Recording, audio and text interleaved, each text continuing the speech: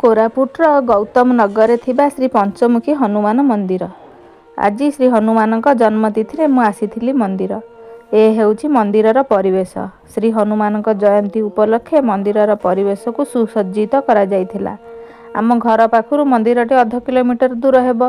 ମନ୍ଦିରର ଘଣ୍ଟ ଆଳତି ମାଇକ ଦ୍ୱାରା ବାଜୁଥିବା ଭଜନ ଆମ ଘରକୁ ଶୁଭିଥାଏ।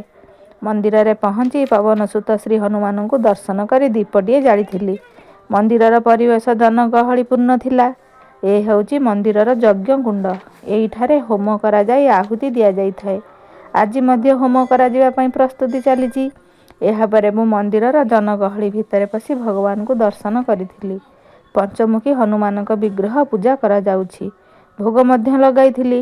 ଏଇଠି ମୁଁ ଅପେକ୍ଷା କରିଛି ମୋର ପୂଜା ସରିଲେ ପ୍ରସାଦ ଆଣିବା ପାଇଁ। ଏହାପରେ ମୋର ପୂଜା ସରିଥିଲା ଓ ଭୋଗ ଚାଙ୍ଗୁଡ଼ି ଫେରି ପାଇଥିଲି। ଏହାପରେ ମୁଁ ମନ୍ଦିର ବାହାରକୁ ବାହାରି ଆସିଥିଲି। ଏଇଠାରେ ମନ୍ଦିରକୁ ଆସୁଥିବା ସବୁ ଭକ୍ତମାନଙ୍କୁ ପଣା ବଣ୍ଟା ଯାଉଥିଲା। 3 ପ୍ରକାର ପଣା ତିଆରି କରାଯାଇଥିଲା।